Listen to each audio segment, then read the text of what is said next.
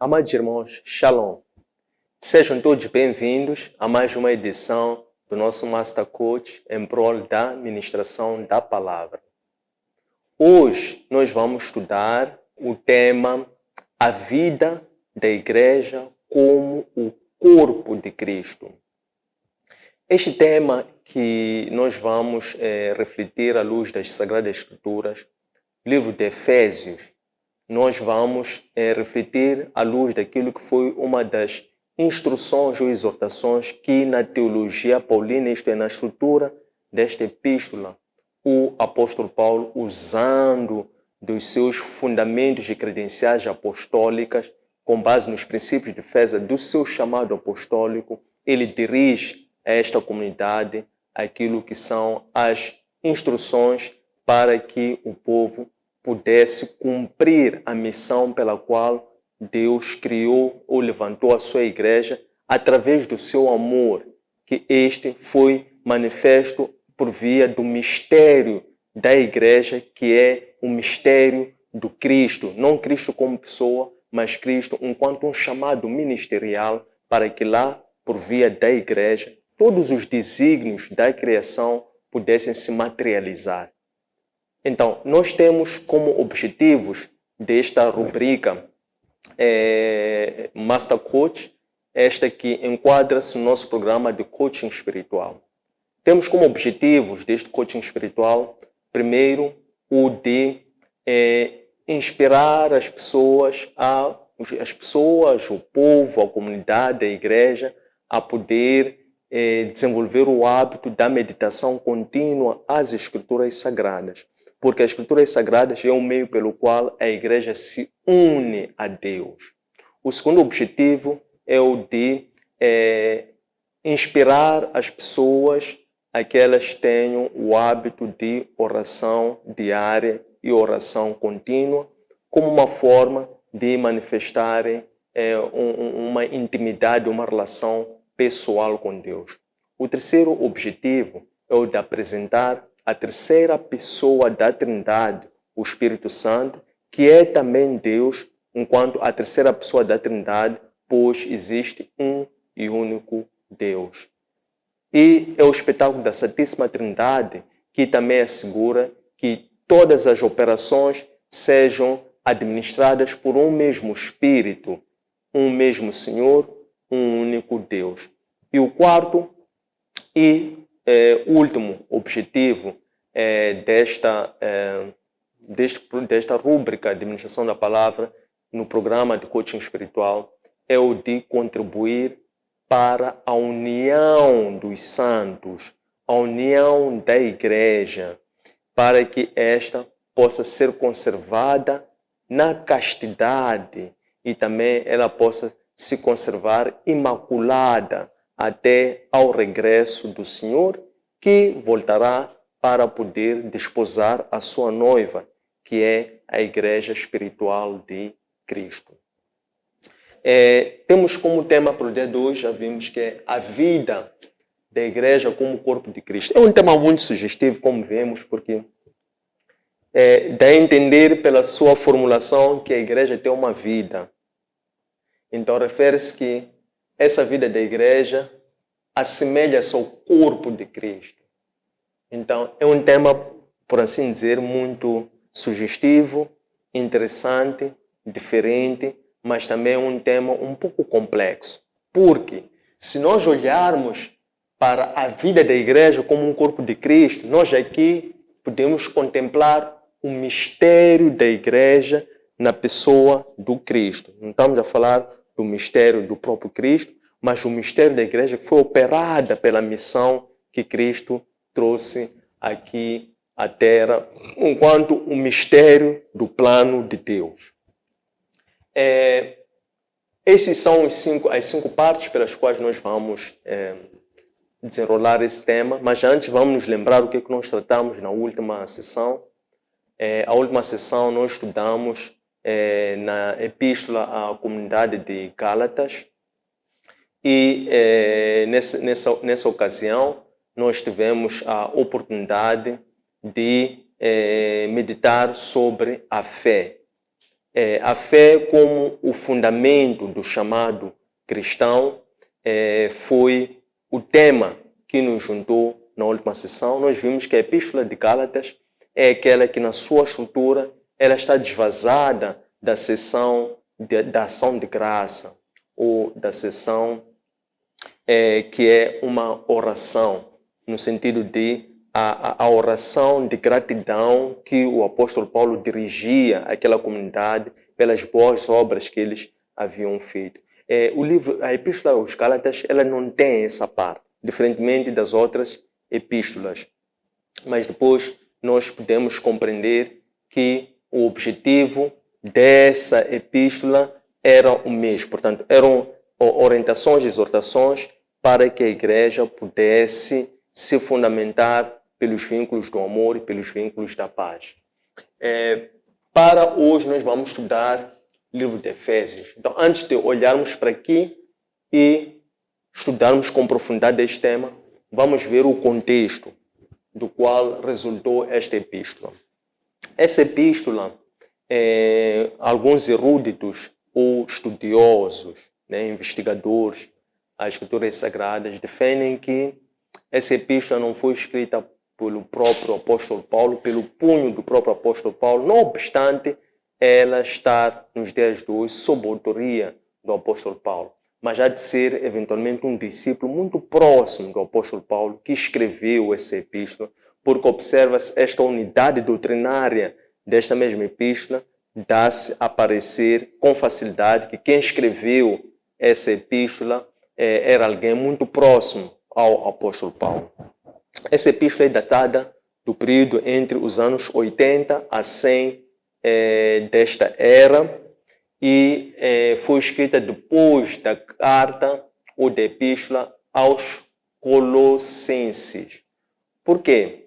Porque essas duas epístolas elas têm algumas semelhanças no seu conteúdo.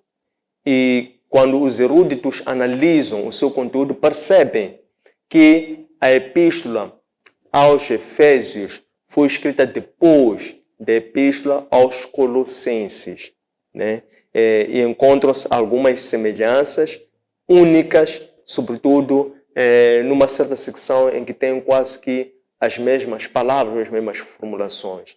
E o objetivo pelo qual foi escrita essa epístola é que ela era uma exortação ou uma instrução para a unidade da igreja. A unidade da igreja. Por que a unidade da igreja? Porque a igreja foi constituída para cumprir uma missão. E então os autores desta epístola, fazendo recurso aos fundamentos teológicos, eles fizeram uma alegoria através dessa instrução ou através desta exortação sobre quais são os muitos cuidados da conduta de vida cristã que a comunidade deveria observar como imitadores de Deus e também a copiar o amor de Cristo. Então, disse que em todo o Novo Testamento não se encontra nenhuma epístola, isto é, não há um outro paralelo, não existe um outro livro que tem um detalhe muito profundo sobre a conduta de vida cristã, tal e qual é presente aqui na epístola aos Efésios. Então, este é que é mais ou menos o contexto do qual resultou a epístola aos Efésios.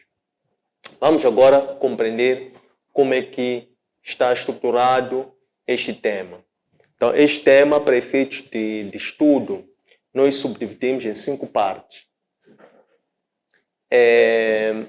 A primeira é a unidade na diversidade. A segunda é a variedade de funções.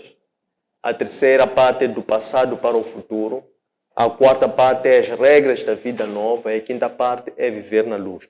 Então, vamos compreender por que essa estruturação. As primeiras 2 partes, unidade na diversidade e variedade de funções, essas 2 partes compreendem 5 principais elementos que são descritos como sendo relevantes para a harmonia da igreja local.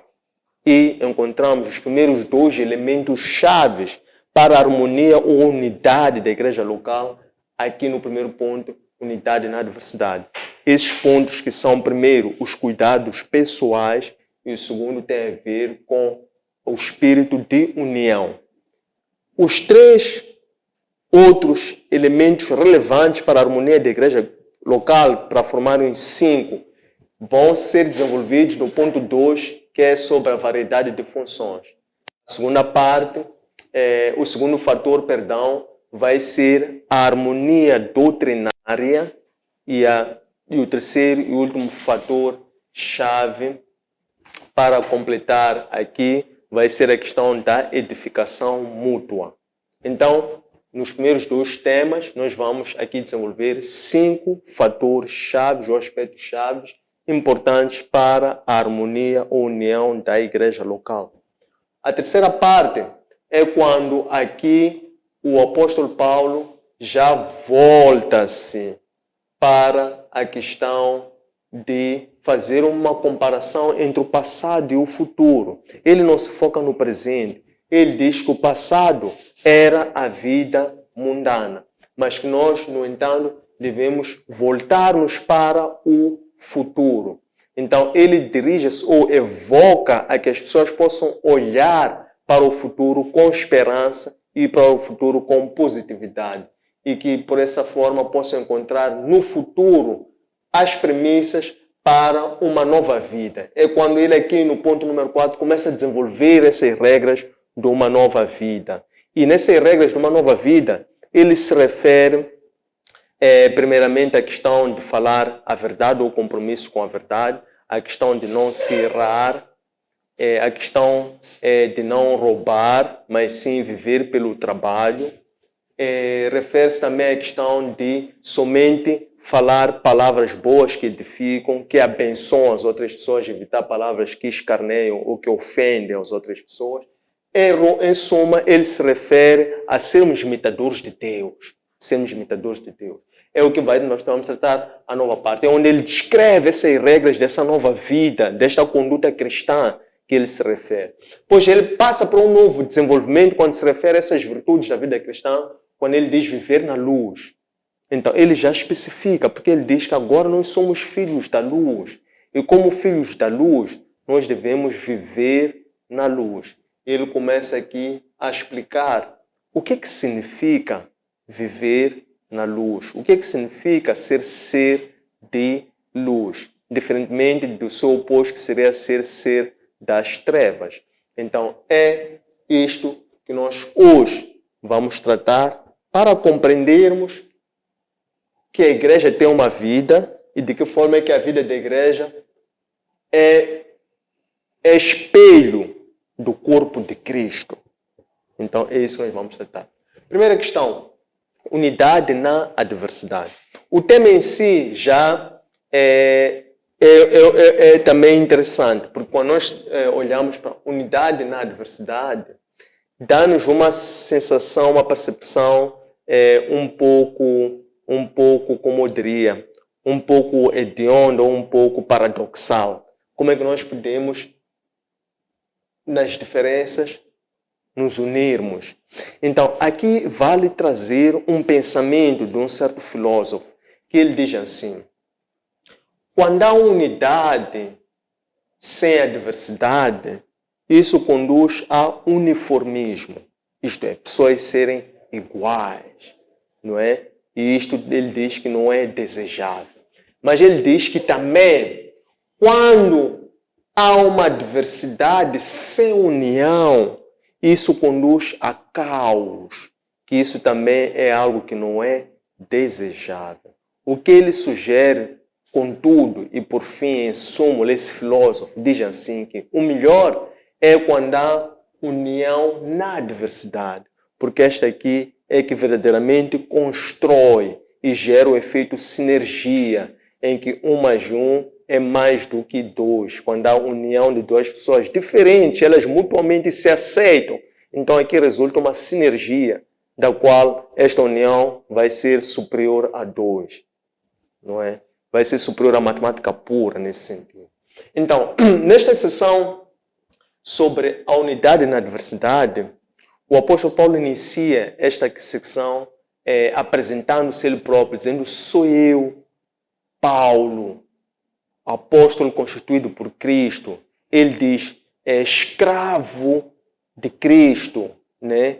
Ele diz escravizado por Cristo. Uma versão da Bíblia diz escravo de Cristo, outro diz escravizado por Cristo. Então é a forma como ele se apresenta, não é? Nesta abertura deste trecho aqui. Então ele diz assim: vós, igreja, lembrai-vos da missão pela qual Deus dirigiu a igreja. Então ele se refere ao quê? Ele se refere à vocação. Missão, o que é finalidade? É uma vocação. Então ele lembrai-vos da missão pela qual o Senhor confiou à igreja. Depois, ele, quando se refere a esta missão que o Senhor confiou à igreja, ele começa a descrever aquilo que nós chamamos, como eu dizia, os elementos chaves, os fatores chaves para a harmonia da igreja local. E ele começa por dizer que, primeiro, nós, dentro da igreja, enquanto estivemos a cumprir uma vocação, um chamado, não é? Nós devemos nos suportar uns aos outros. Devemos nos suportar uns aos outros. E esse suportar uns aos outros, ele diz que isso é desencadeado pelo amor que nos une uns aos outros, não é? Então, esta é a questão dos cuidados pessoais. E ele, quando se refere a este suportar-nos uns aos outros, ele diz que deve dentro de nós existir o quê? Humildade de serviço. Deve existir no meio de nós o quê? Deve existir a paciência ou a longanimidade, né, no serviço. Uma versão da Escritura diz paciência, outra diz longanimidade. Então, temos o quê? Duas virtudes. Humildade, paciência ou longanimidade. Depois há uma terceira virtude que ele também elenca, ele diz mansidão. Então ele diz, devemos nos suportar uns aos outros através dos valores como sejam mansidão, humildade e paciência.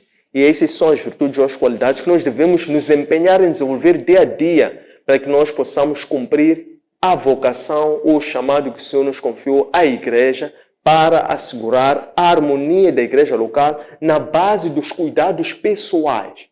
Depois, ele também já sai da questão dos cuidados pessoais, ele começa a discorrer para questões que têm a ver com a união espiritual. E sobre a união espiritual, ele diz, esforçai-vos a que por intermédio do vínculo da paz.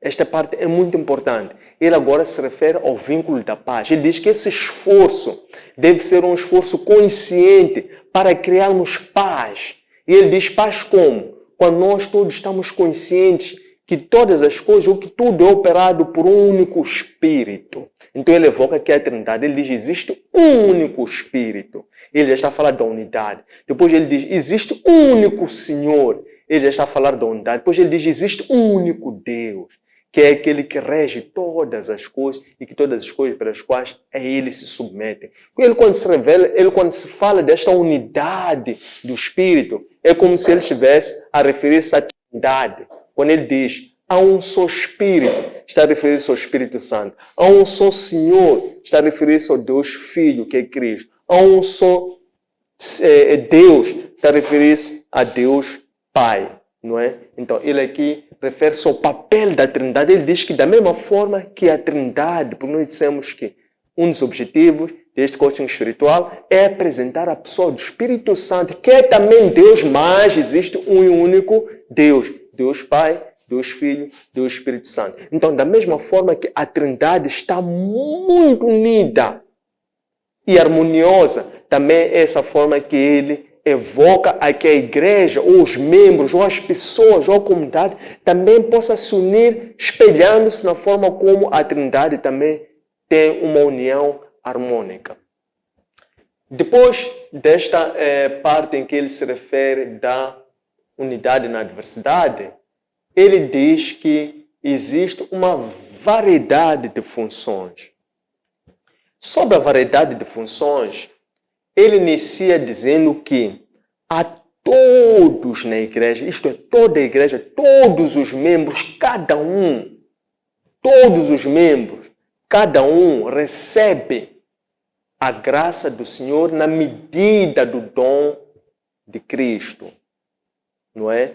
Todos na igreja, todos, cada um, recebe uma graça à medida do dom de Cristo. Depois ele evoca os Salmos, Salmos 68, verso 9, dizendo assim: porque quando ascendestes ao alto, levaste cativo o cativeiro e derramastes a sua graça para todos os santos. Não é? É que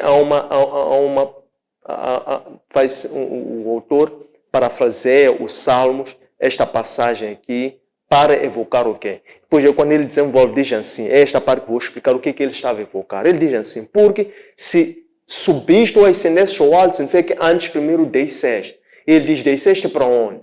Então, significa que Cristo, antes de ascender ao alto, ele primeiro desceu. Desceu para onde? Desceu para vencer a morte. Ele, quando desceu, venceu a morte, ele foi arrancar as chaves do inferno, do Satã. Depois ele ascendeu em glória para o alto, para que de lá do alto ele então deixasse cair toda a sua glória para toda a igreja.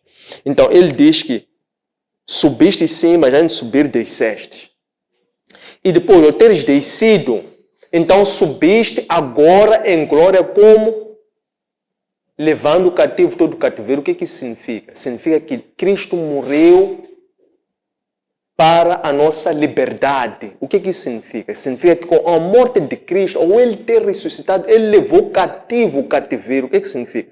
Levou sobre nós, sobre ele, toda a nossa culpa, expiou-nos e reconciliou-nos pelo pecado. Consequentemente, ninguém é mais escravo da condenação do pecado por intermédio deste ato de Cristo.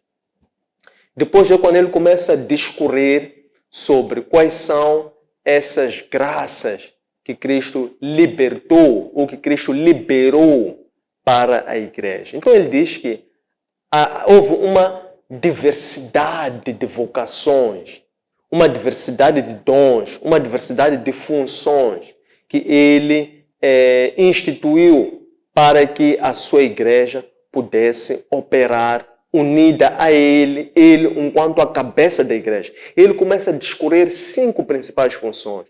Ele diz, a uns foram constituídos apóstolos, a outros foram constituídos profetas, a outros foram constituídos evangelistas, a outros, que são os 4 grupos, foram constituídos pastores, e a outros foram constituídos, que é a 5ª categoria da graça, que foi dispensada por intermédio de Cristo para a construção da sua igreja. Ele diz que a outros, são os 5º, foram constituídos mestres.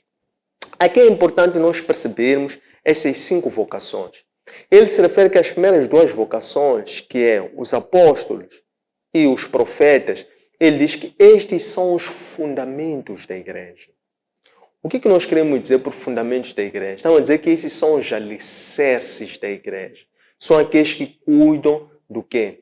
Cuidam da implantação, cuidam da expansão e cuidam também de poderem estar à frente não só da criação, que é a criação de condições para a operação da igreja, mas também estes são aqueles como fundamentos que também cuidam de assegurar a defesa da sã doutrina, isto que é assegurado pela presença do Espírito Santo, este que faz a articulação. Então ele, quando começa a desenvolver essa alegoria sobre o corpo, ele fala sobre a questão da articulação, porque ele diz um corpo é constituído por vários membros, e esses membros, eles estão articulados uns com os outros, para que eles assim, através desta articulação, então os membros fiquem unidos, e todos eles formam um único corpo.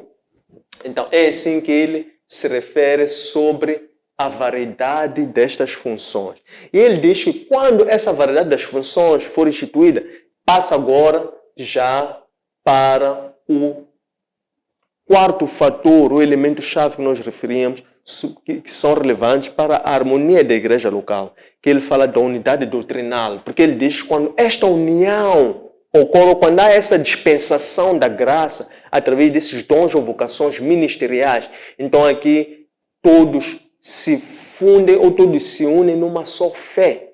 Ele diz que essa fé leva à plenitude da união de todo o corpo com quem? Com a sua cabeça, que ele diz que a cabeça é o próprio Cristo. Cristo enquanto a cabeça da igreja. Ele diz, por último, sobre a variedade de funções que se nós tivermos o cuidado de buscarmos a união em Cristo, então nós já não vamos estar mais voltados ou inclinados ao passado.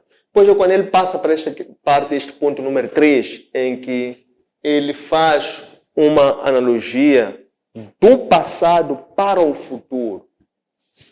O que é que nós temos no passado? Ele diz que no passado nós tínhamos uma velha vida que era operada pelo velho homem. E nessa velha vida operada pelo velho homem, nós éramos conduzidos pela satisfação dos desejos e das paixões da carne. Mas ele diz, nós agora, enquanto unidos a Cristo, nós agora já estamos voltados para o futuro. Ele diz, o que aponta o futuro? Ele diz que o futuro aponta a glória do novo homem que é glorificado em Cristo, por intermédio do quê? Das obras pelas quais esta sua condição do novo homem, agora regenerado, ele assume. E sobre essa regeneração de Cristo, quando ele fala do futuro, ele diz assim, ele diz que nós devemos nos conduzir para uma transformação contínua do nosso espírito, não é? Essa que é a nossa forma de viver a fé quando nós estamos voltados para o futuro. Ele diz que para o futuro, o cidadão que está voltado para o futuro, que vive essa glória, que está unido em Cristo, ele não busca mais coisas do passado, mas ele busca sempre, através dessa união em Cristo, discernir. Discernir o quê? O bem do mal, o certo do errado. Para que ele busque sempre uma transformação espiritual. Essa transformação espiritual vai também atualizar a sua mente. Depois dele se referir a esta comparação, essa orientação para o futuro, ele depois começa a descrever aquilo que nós chamamos de regras da vida nova. Então, aqui nas regras da vida nova, ele começa a discorrer sobre 4 principais virtudes, práticas, hábitos que o novo homem deve desenvolver ou praticar na sua conduta diária. Ele primeiro se refere a nós não nos mentirmos, a não nos enganarmos uns aos outros, mas somente falarmos a verdade. Porque nós somos cristãos, enquanto uma comunidade que estamos unidos pelo mesmo Espírito, devemos somente sermos guiados pela verdade. Depois, para além ao invés de mentir, falar somente a verdade, ele volta-se para o segundo hábito, que ele diz que e não vos irai-vos para que não entrem em pecado. Sobre a questão da ira, há aqui um aspecto interessante que eu encontrei no comentário dos teólogos. Eles dizem assim, se por um lado a ira pode ser uma resposta adequada para para algo concreto específico, mas devemos ter cuidado para que a nossa atitude face a essa ira não resulte em pecado. Como? Quando pela ira nós agimos sem aquelas virtudes, aquelas qualidades individuais que nós estávamos a dizer. Que eram o quê? Que era humildade, mansidão e paciência ou longanimidade. Entende? Então, ele se refere a esse segundo aspecto sobre a regra da vida nova, agora falando de não nos girarmos. E até ele dá mais uma orientação sobre isso. Diz, não deixar que o sol se ponha enquanto não se refez da ira. Isto é, não guardar a ira com o trem até passar para o dia seguinte, não é? Esta aqui é a instrução que ele traz sobre a segunda regra da vida nova. A terceira regra da vida nova que ele apresenta, ele diz que por este intermédio, portanto, tem a questão do não mentir, tem essa questão de não nos irarmos, tem a terceira questão que ele diz, não roubai. Então ele diz, ao invés de roubarmos, devemos procurar o trabalho, devemos procurar suster e viver com justiça, e que essa justiça seja o resultado da produção do nosso próprio trabalho. Para quê? Para que depois, pelo fruto do nosso trabalho, nós também possamos ajudar outras pessoas que também estejam em aflição, em carência, e que também não tenham a capacidade de trabalho e de gerar um fruto para poder suster as suas necessidades. E depois ele se refere à quarta regra da vida nova. Ele diz o cuidado com a boca, que é o falar. Ele diz que devemos cuidar para somente da nossa boca proferirmos bênçãos ao trem, ao invés de ofendermos uns aos outros por intermédio da nossa boca, nosso proceder, nosso ser estar, nossas atitudes, nossa linguagem verbal, não verbal. Ele diz que devemos então somente assegurar que para os outros nós comuniquemos bem-estar, agrado e queramos o bem um do outro, principalmente a partir daquilo que nós falamos, não é? Evitando ferir ou magoar. Ele resume tudo isso dizendo que, contudo, sede imitadores de Deus, isto é, imitem a Deus no seu proceder. E depois ele diz, e no amor acompanhe a Cristo, isto é, proceder tal como Cristo procedeu por intermédio desse mesmo amor. Essas são as regras da nova vida. Depois, quando ele entra para a última parte, quando ele diz viver na luz, ele diz que sede cidadãos ou filhos da luz e não filhos das trevas. Ele diz por quê? Porque diz que os filhos das trevas são aquelas pessoas que até fazem as coisas no escuro, fazem as coisas no oculto, porque até têm vergonha dos seus atos, porque se vier a luz e destapar aquilo que eles estão a fazer, eles vão ficar envergonhados. Mas ele diz que a luz tudo clareia e nada fica no escuro. Por essa razão, nós devemos nos conduzir por rádio, devemos proceder como filhos da luz, para que também possamos produzir luz no nosso ser, no nosso proceder, no nosso andar. Ele diz que essa mesma luz irradia primeiramente de Cristo. Então devemos viver na luz, porque a luz é a verdade. A luz é a própria revelação. A luz é o próprio Cristo. E nós, enquanto seres de luz, devemos também procurar viver na luz.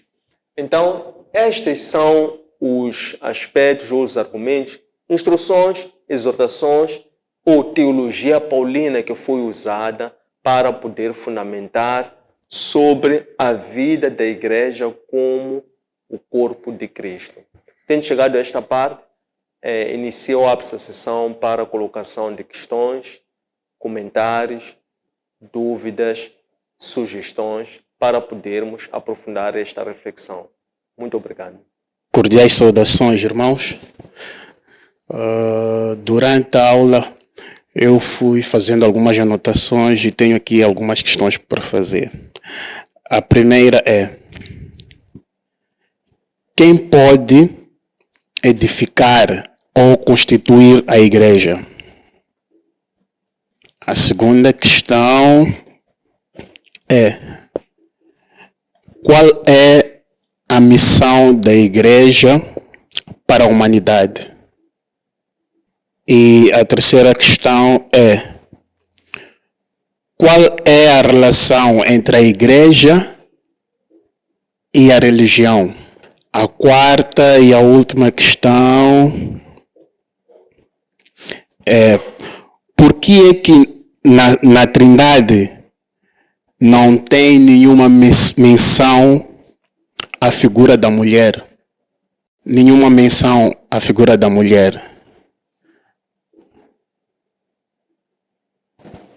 Boa noite. Obrigada pela palavra de hoje. Bom, eu tenho aqui algumas questões e algumas são em espécie de dúvidas, outras não. E queria pedir a ajuda do coach no esclarecimento delas. Bom, nós estamos a viver num mundo que está fortemente dominado pelas trevas. E quando o coach esteve a falar sobre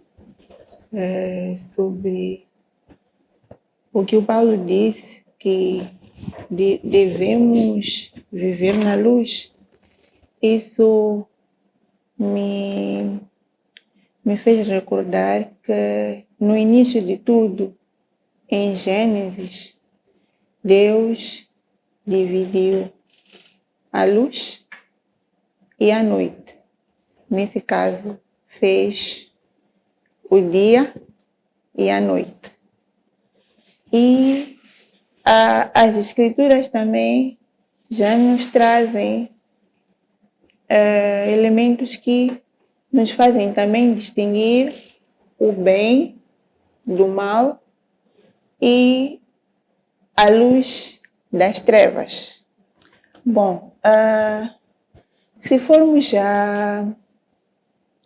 a ler o livro de Efésios, iremos ver que em Efésios 5, versículo 8, o apóstolo Paulo diz o seguinte: porque noutro tempo ereis trevas, mas agora sois luz no Senhor, andai como filhos da luz. Bom, eu tenho uma pergunta que vou dividir em duas. Gostava de perceber como é que um ser de luz se comporta.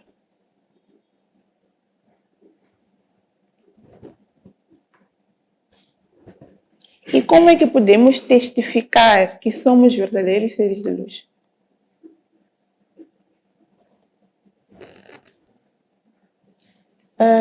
A outra pergunta, relacionada também a este versículo, gostava também de perceber de que tipo de trevas o apóstolo Paulo se referia. Podemos unir uma outra questão a essa pergunta, né? O que distingue o ser humano classificado como trevas e o ser humano classificado como luz? Meus irmãos, saudações. Agradecer também pela palavra muito edificante. Esta manhã mudou, quer dizer, o meu estado espiritual, quando cheguei aqui, já não estou da mesma forma, graças a como foi ministrada essa palavra, o impacto dela dentro do meu espírito foi muito bom, sinto uma felicidade interna, inexplicável. Porém, tenho algumas dúvidas, só para completar um bocadinho mais o segmento desta aula. Por que o espírito, por que a igreja espiritual é tida como noiva de Cristo? Como nós, os crentes, hoje devemos cuidar da igreja até a vinda do seu noivo? Qual é a missão instituída à igreja no mundo até a segunda vinda Cristo. Quais são as maiores adversidades na vida da Igreja que exige a união dos crentes ou membros da Igreja? Qual é o estilo de vida que devemos adotar? Vou ler como está escrito aqui, mas aqui a ideia é entender o que precisamos fazer para também darmos essa vida nova que o texto hoje fez menção. Quais são os frutos produzidos, quais são os frutos a colher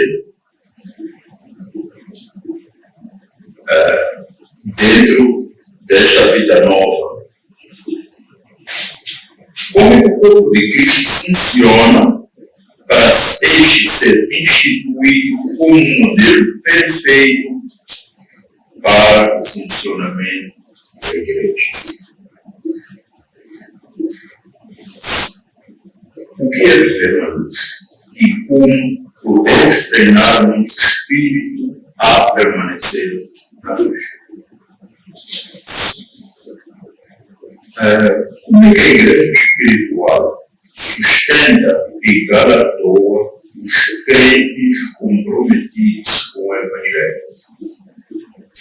Para fechar, eu gostaria de saber qual é o tratamento que a Igreja deve dar a um membro que já não esteja a funcionar ou a trabalhar para a efetivação dos objetivos da Igreja.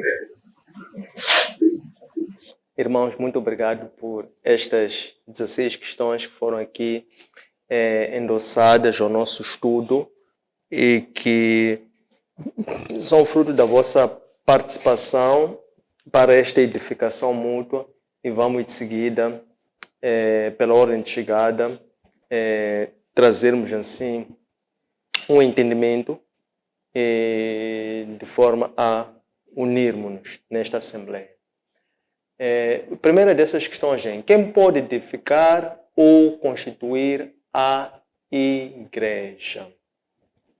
Essa questão é composta, porque tem por um lado a questão de edificar, tem outra, constituir. Quem pode edificar e quem edifica a Igreja é o Espírito Santo. E a Igreja é constituída por membros. Membros são pessoas que professam uma mesma fé. Então, desta forma, nós consideramos que os membros são todos, então a dizer todos, quer aqueles que têm aquelas vocações, segundo aquelas funções arroladas 5, mas também a palavra diz que todos os santos, quer mesmo aqueles que não recebem vocações para exercerem cargos ministeriais, diz todos os santos recebem uma porção da graça em função do dom de Cristo. Então, significa que todos são membros, quer aqueles que são constituídos como obreiros, ordenados para uma função específica dentro da igreja, para possibilitar o quê? Possibilitar a operação.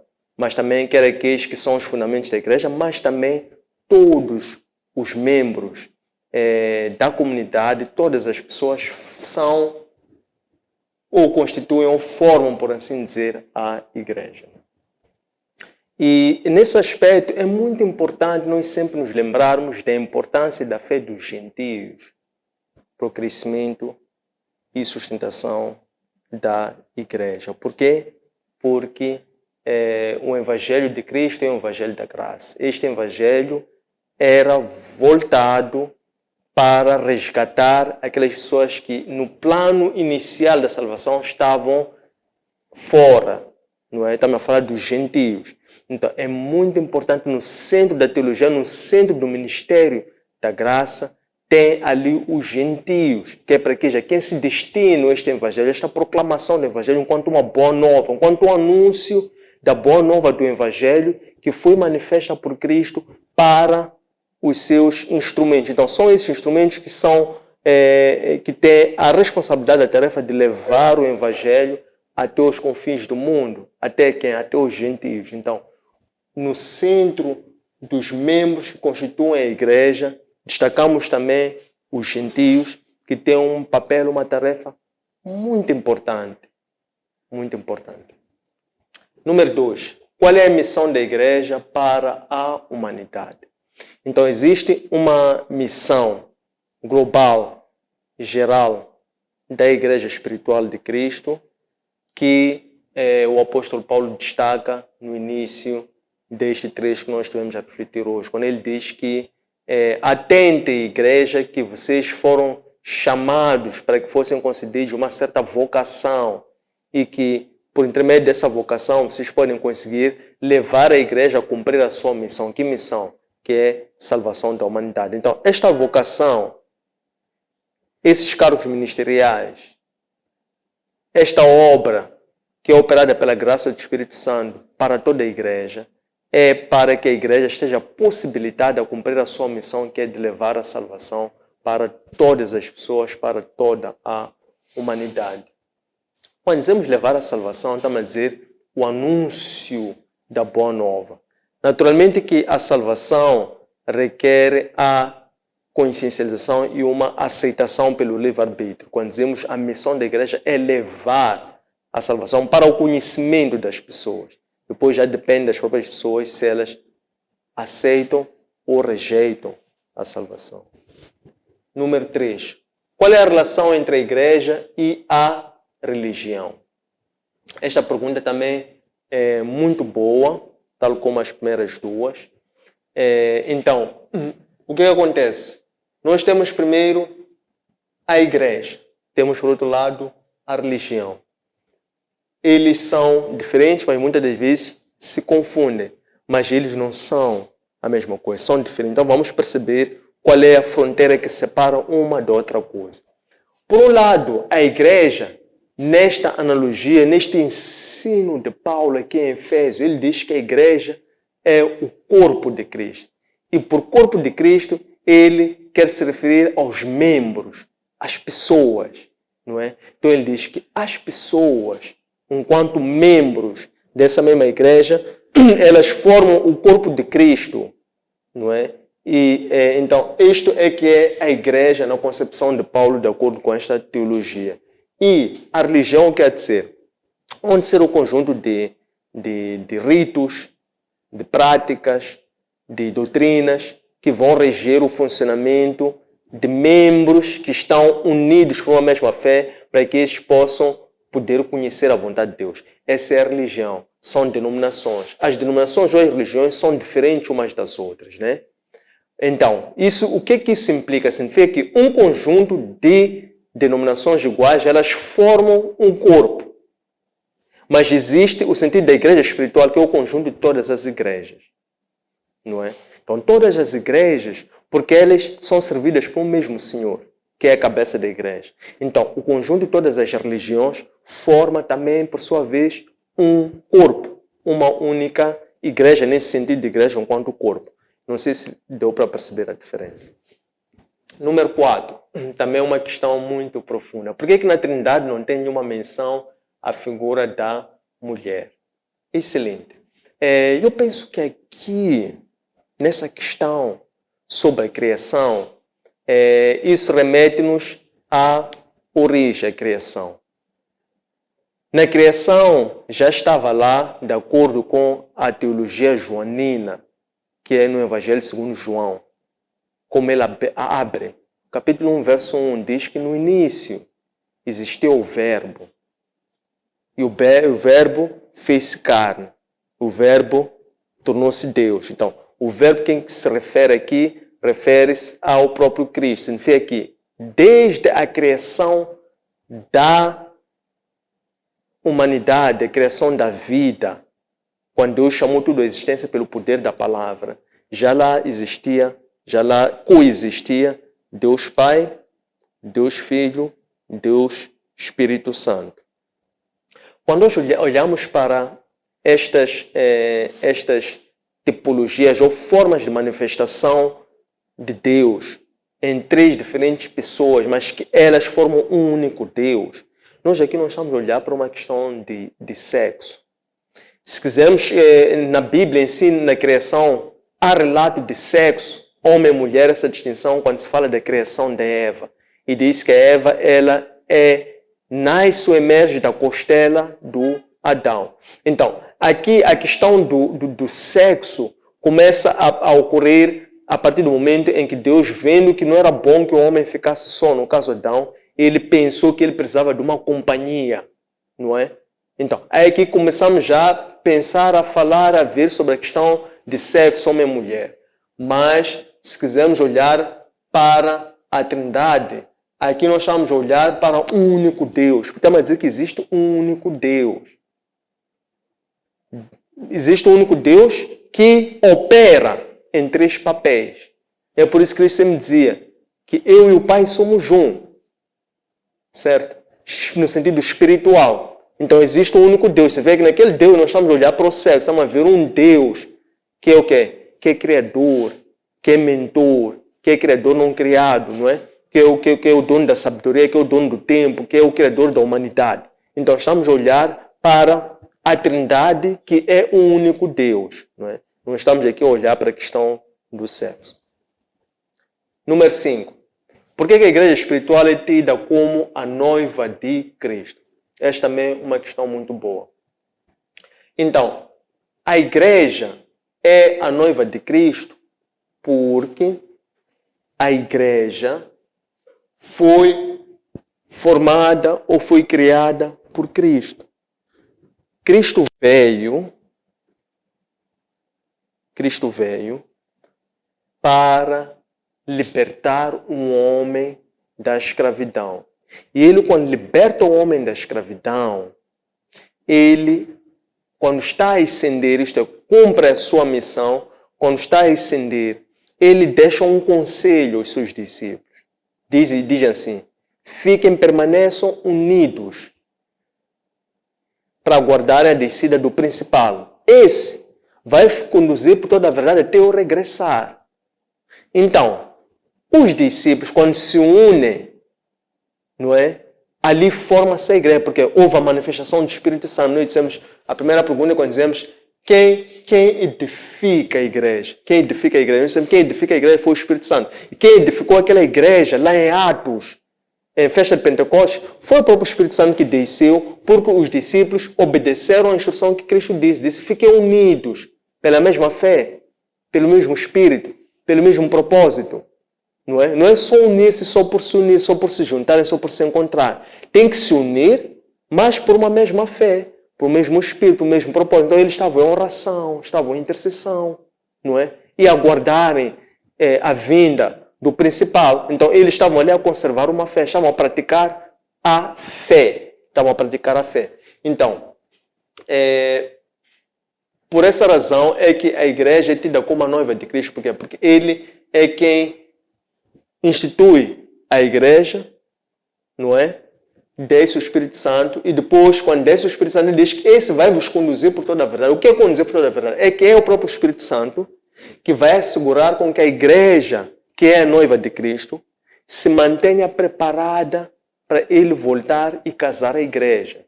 O que é manter-se preparada como uma noiva? É manter-se a igreja, significa todos os membros. A igreja é o quê? É o povo de Deus. Significa a igreja no sentido da pessoa, o membro. Então você vê que cada um de nós somos noivas de Cristo. Então como é que nós devemos nos conservar para esta boda, para este casamento? É mantermos-nos imaculados e mantermos na castidade. Esta instrução nós discutimos muito também, penso que foi na epístola a Coríntios, 1 de Coríntios, quando nós falávamos, quando o apóstolo Paulo dizia que sente um grande ciúme pelaquela comunidade que ele havia construído como uma igreja. Por quê? Porque ele tinha se comprometido com Cristo. Qual era o comprometimento que ele tinha? Ele, enquanto apóstolo, que recebeu dons, carismas, através de uma vocação para ser um ministro da igreja e assim cumprisse o quê? Cumprisse uma missão, um chamado. Então, ele, enquanto apóstolo, a missão que ele tinha era de criar ou constituir, juntar pessoas, criar igrejas, criar comunidades e depois velar para que as pessoas mantivessem-se o quê? Mantivessem-se em, como nós dizemos há bocado, em castidade e dizíamos castidade, dizíamos, para que a igreja se mantivesse preparada para o regresso de Cristo, não é? Então, por essa razão é que a igreja é tida como a noiva de Cristo. Número 6. Como é que os crentes devem cuidar da igreja? Sim, é isso. Como é que os crentes devem cuidar da igreja até a vinda do seu noivo? Então, nós até já tinha começado a responder um pouco disso. Mas assim, então a dizer, praticando a justiça, a santidade, a fé, é a forma como a igreja no sentido dos membros, do conjunto dos membros, mas é o sentido também como a igreja, cada membro individualmente. Então, essas exortações, santidade, justiça, fé, são pilares da fé que nós devemos confessar e praticar enquanto aguardamos o regresso do noivo. Então, esta é a exortação para a igreja, desde o membro até ao conjunto dos membros que formam o corpo. O corpo a nível de religião ou de denominacional, bem como também o corpo enquanto um conjunto de denominações, não é? Sempre que essas denominações são servidas por um mesmo Senhor, que é a cabeça da igreja. Número 7. Qual é a missão instituída na igreja até a vinda de Cristo? Então, esta é uma forma diferente de perguntar a número 2. A pergunta é: qual é a missão da igreja para a humanidade?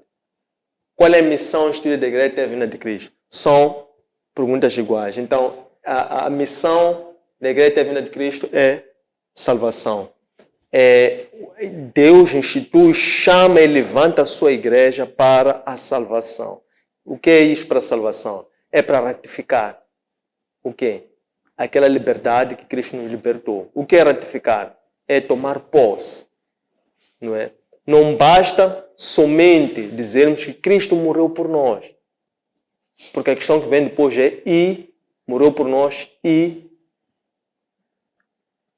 Então, significa que Cristo morreu por nós, significa que Cristo fez a sua parte. Então, e significa e você, o que você faz para completar aquilo que Cristo? Cristo fez uma parte, certo? E tu, então, morreu por nós e nós confessamos pela fé que Cristo morreu por nós e que Cristo também é o nosso Salvador. Não tem que haver fé, temos que confessar o nome dele. Então, aqui já completamos, fazemos a nossa parte e ajunta essa parte dele. Então, por esse intermédio, estamos a confessar que Cristo morreu por nós. Estamos a aceitar aquele ato salvífico de Cristo para que ela possa ter efeito na nossa vida. Não vai só Cristo morrer e por si que essa salvação se opera automaticamente. Não.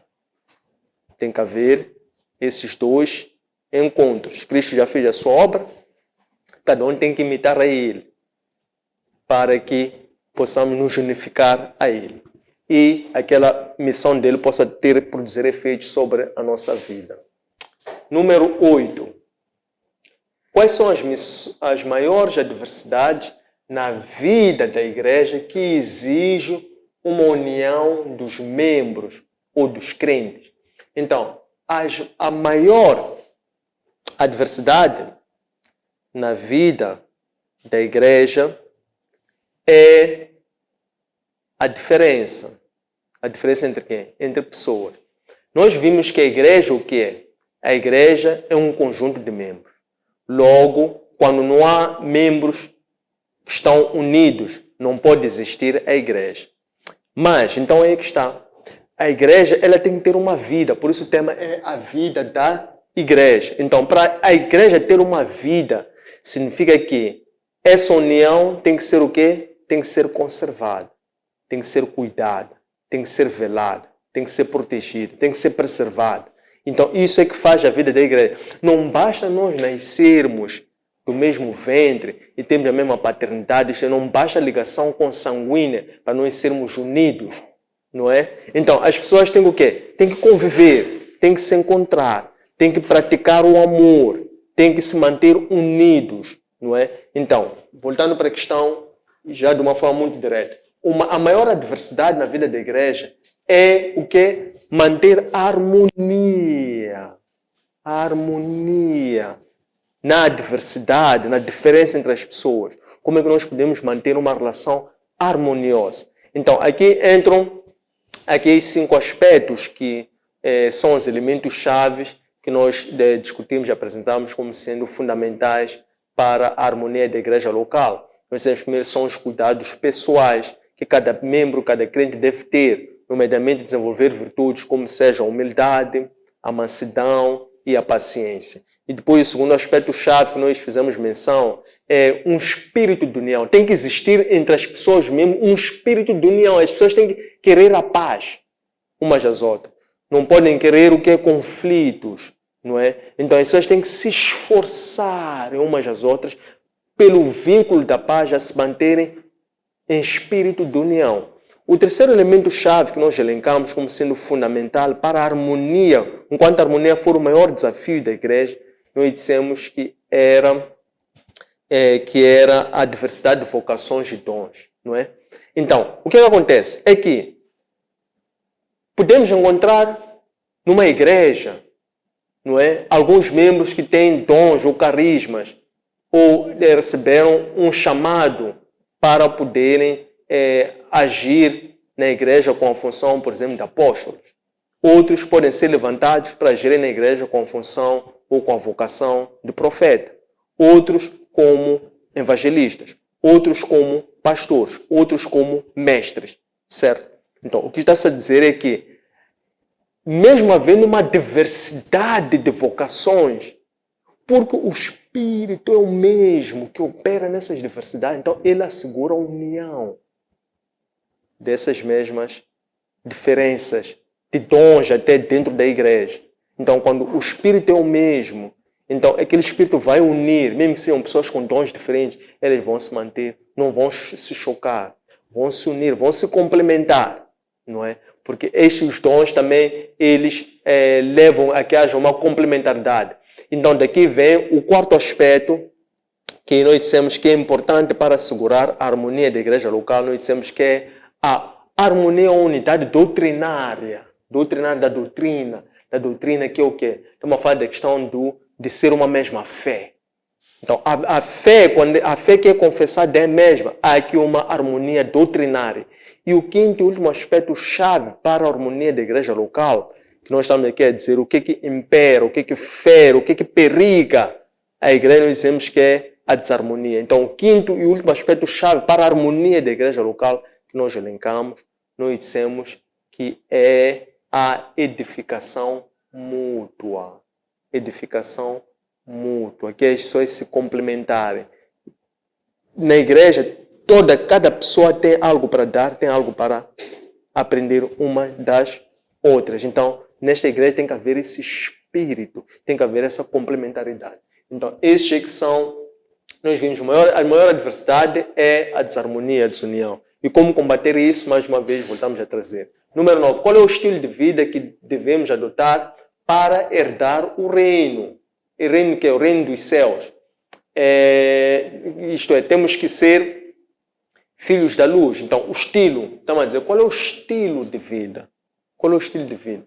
Estilo de vida, referimos à forma de ser, à forma de estar, comportamento, hábitos. Então, o estilo de vida que devemos adotar para sermos herdeiros do reino, conforme o apóstolo Paulo faz menção aqui nesta passagem, é nos tornarmos filhos da luz. Sobre nos tornarmos filhos da luz, ele fazia uma relação com ele, dizia, não olharmos para o passado, que nós éramos no passado, mas olharmos para o futuro. E o futuro sugere o quê? Sugere nós buscarmos transformar o nosso espírito para que a nossa mente se atualize. Atualize em quê? Segundo o padrão de Cristo. Então, se nós quisermos dizer qual é o estilo de vida que devemos adotar, é sermos imitadores de Cristo. Esse é o estilo de vida, é sermos missionários, olharmos como Cristo agiu. Cristo era um missionário, os discípulos eram missionários. Então, esse aqui é o estilo de vida. Número 10. quais são os frutos a colher dentro desta vida nova. Então, aqui também poderíamos despertar ou chamar os frutos do Espírito que nós discutimos sobre estes ou estudamos quando vimos a Epístola aos Gálatas. Nós vemos, não nos conduzirmos pelos frutos da carne. Os frutos da carne quais são? Fornicação, adultério, roubo, mentira, concupiscência, etc, etc. Mas sim devemos nos mover pelos frutos do Espírito. Quais são os frutos do Espírito que nós vimos? Dizemos que é o amor, é a paz, é a mansidão, a bondade, a longanimidade, a paz, a justiça. Então, esses é que são os frutos que nós colhemos através desta vida nova. Por quê? Porque essa vida nova é em espírito. Então, quando nós somos guiados pelo Espírito, então o Espírito produz frutos do Espírito. Então nós assim, quando nos tornamos, nos comportamos como um estilo de vida, enquanto filhos da luz, nós andamos pelo Espírito e estamos capacitados a produzir frutos do Espírito. Número 11. Como é que o corpo de Cristo funciona para ser um modelo feito para o funcionamento da igreja? Então, como é que o corpo de Cristo deve funcionar? O corpo de Cristo deve funcionar de uma forma harmoniosa e unificada, tendo presente que existe um só Espírito, um só Senhor e um só Deus. Esta é que é a harmonia que nós vemos na Trindade, que é operada a nível da Trindade, na relação entre Deus Pai, Deus Filho, Deus Espírito Santo. Então, este aqui é o modelo de relação harmoniosa e de união que o apóstolo Paulo traz como substância para a igreja possa adotar e possa operar a nível da união dos membros que formam a igreja. Então, este aqui é o modelo de união que o apóstolo Paulo traz para sugerir que é um modelo que deve ser operado para o funcionamento da igreja, a igreja enquanto o corpo de Cristo. Número 12. O que é viver na luz e como podemos treinar o nosso espírito a viver na luz? Penso que também sobre isso já nos referimos um pouco antes. Se quisermos completar, nós diríamos que viver na luz é mostrar qualidades da graça que nos foi concedida. E essas qualidades da graça que nos foi concedida é que vão ser o garante da ratificação da salvação que nós já recebemos quando confessamos Cristo no batismo. E essa qualidade da graça é a prática do amor. Então foi isso também que o apóstolo Paulo nos trouxe e nós refletimos quando estudamos 2 de Crônicas. Número 13. Como é que a igreja espiritual sustenta e galardoa os crentes comprometidos com o Evangelho? Então, sustentar. O sustento vem da questão da emanência. O que é sustentar? É a questão, por um lado, Deus é transcendente. Ele nos deu vida a todo ser. E todo aquele ser que voluntariamente escolhe morrer para que possa viver. Então agora nasce de novo em espírito. Quando nasce em espírito, também agora o Espírito Santo é que passa a sustentar a sua vida. Então quando nós perguntamos como é que a igreja sustenta e galardoa os crentes comprometidos com o Evangelho, é o próprio Espírito Santo que sustenta esses membros e galardoa-lhes pelo dom da fé que lhes concede. Como? Concedendo os dons, concedendo virtudes, concedendo os carismas, para que esses possam contribuir na igreja através da edificação mútua. Porque esse trabalho é de todos os membros. Todos os membros da igreja, segundo o apóstolo Paulo, recebem uma graça como um dom de Deus para que eles possam participar e contribuir na igreja com vista a esta edificação mútua. Número 14. Qual é o tratamento que a igreja deve dar a um membro que já não esteja a trabalhar para alcançar os objetivos da igreja. Nós também vimos, o apóstolo Paulo deixou-nos uma instrução sobre isso. Ele dizia, quando um membro é encontrado em falha ou em desvio, devemos repreender, mas com mansidão. Este é o primeiro procedimento. E este é o segundo. Você vê que a mansidão, quanto uma qualidade que depois ele hoje disse-nos, quando estudamos agora, estudamos Efésios, ele dizia que existe aquilo que são os cuidados pessoais que o membro cristão deve trabalhar e desenvolver. Ele dizia que é trabalhar e desenvolver as virtudes da humildade, dizia a virtude da paciência e dizia a virtude, paciência ou longanimidade, e dizia também a virtude da mansidão. Então, estas são as virtudes que nós devemos, quando encontramos membros que não estejam a trabalhar para alcançar os objetivos da igreja, não é? Nós devemos o que é corrigi-los, mas com estas virtudes. Caso haja uma relutância, haja uma resistência que demonstra ser uma falta de vontade e de comprometimento com aquela causa, então nós aí podemos já passar para outro tipo de admoestações. Caso este membro tenha uma certa responsabilidade, por exemplo, a nível da igreja, então pode-se afastar esse membro daquela responsabilidade, daquele cargo, que é para que não influenciar negativamente os outros membros. E também este ato de afastar, mas enquanto nós levamos a pessoa a compreender, não é só afastar como se a igreja fosse nossa, porque a igreja não é do homem, a igreja é de Deus, a igreja é espiritual. E todos nós fazemos parte, todos nós somos membros, mas nós devemos envolver o crente neste processo, porque nós dizemos que devemos repreender, exortar, corrigir com mansidão, dando a oportunidade à pessoa também de poder explicar, poder se expressar, poder dizer quais são as dificuldades que esteja a ter, para que ele possa ser apoiado. Então, após ele ser apoiado, dá-se espaço e oportunidade para a pessoa mostrar que tem vontade de superar, de ultrapassar, de crescer.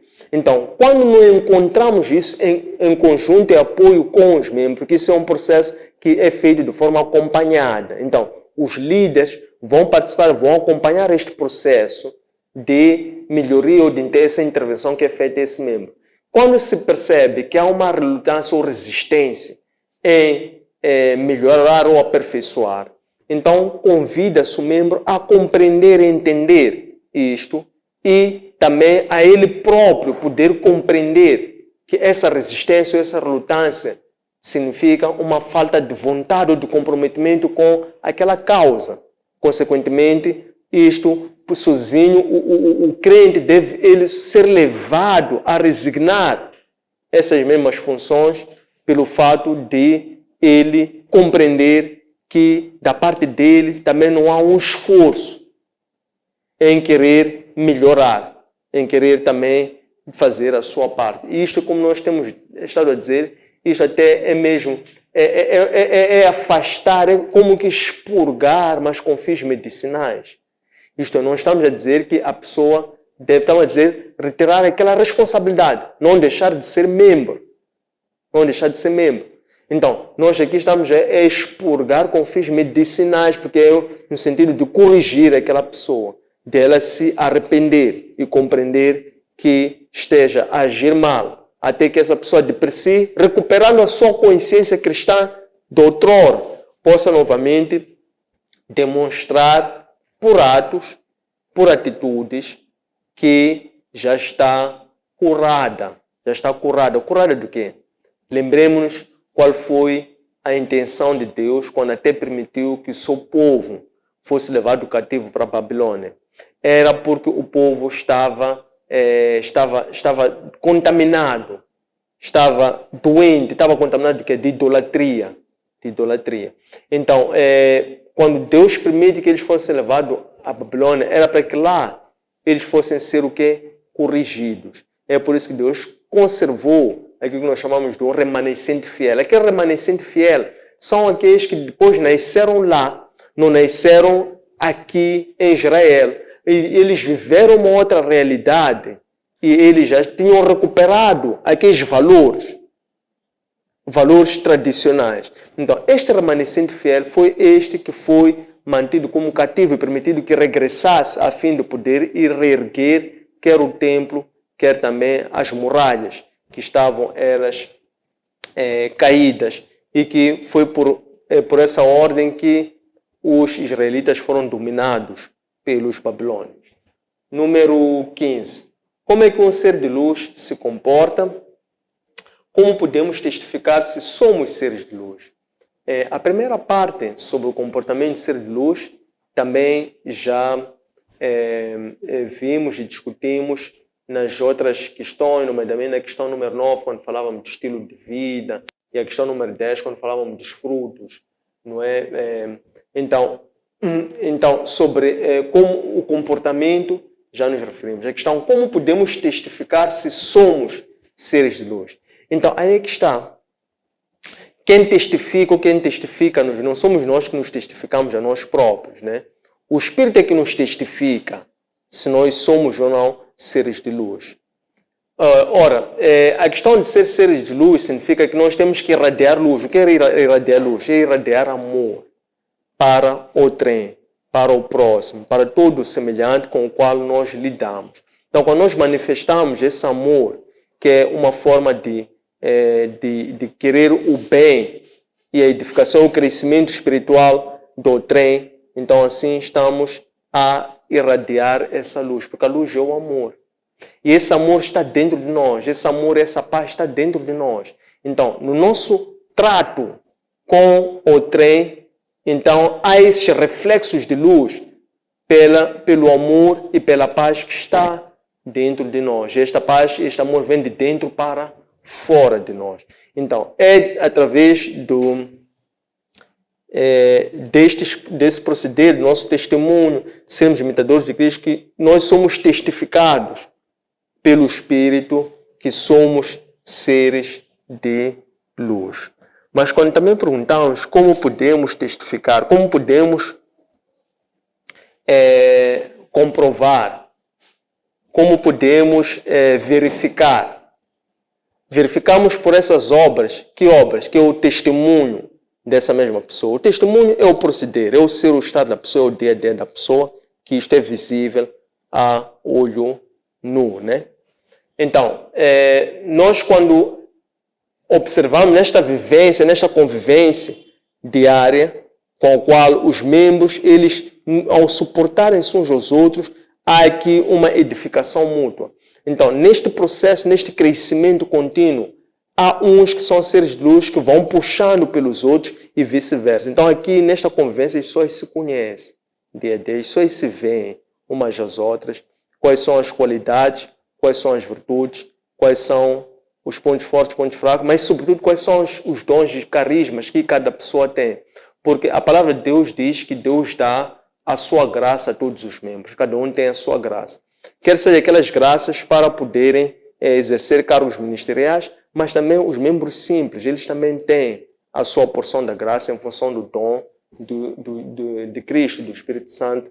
Então é dessa forma que nos testificamos. Como podemos nos testificar? Somos testificados pelo Espírito, mas entre nós como é que podemos nos validar? É através desta convivência. E nessa convivência percepcionam-se os frutos e também o estilo de vida, conforme nós estivemos aqui a fazer menção. 16. Que tipo de trevas o apóstolo Paulo se referia? O que distingue o ser humano classificado como trevas do ser humano classificado como luz? Então, as trevas que o apóstolo Paulo se referia aqui, ele dizia o passado, ele dizia, não sejamos como o homem do passado, o homem velho, mas sejamos como o homem do futuro, como o homem novo. Então, para nós sermos um homem novo, ele dizia que devemos ser o quê? Ele dizia que devemos ser imitadores de Deus. O que é que nós temos a imitar de Deus?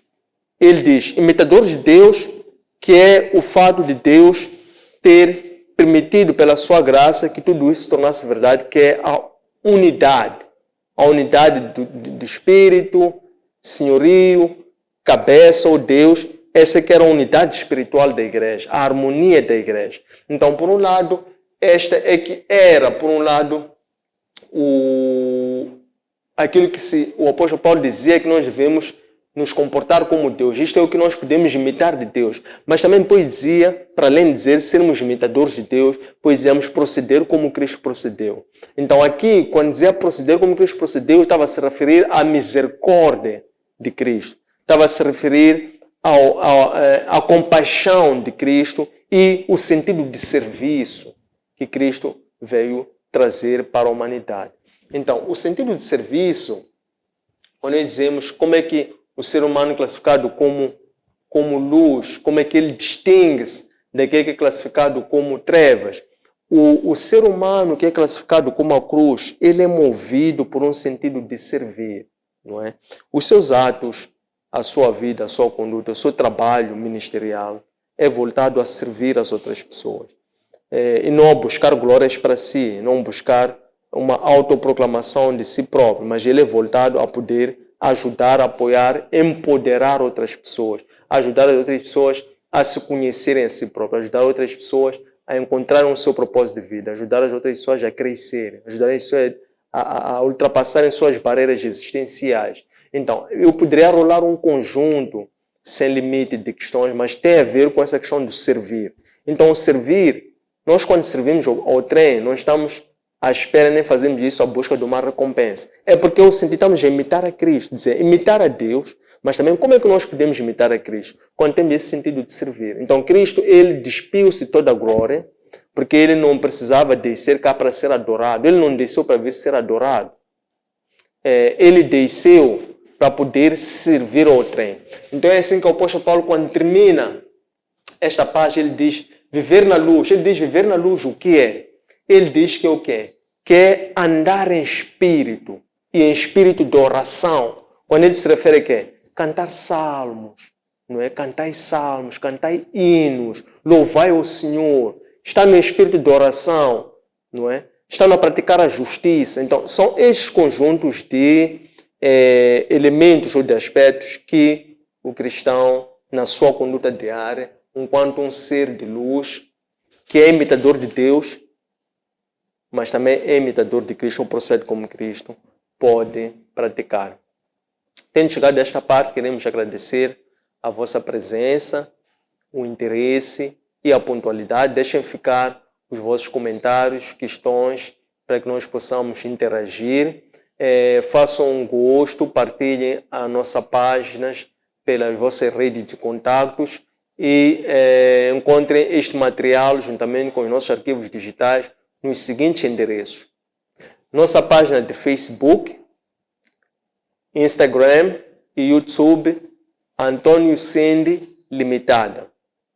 Nosso aplicativo para plataformas Android, Elo App, e nosso webpage www.academiaservo.com. Espero que gostem. Um abraço de luz e até breve.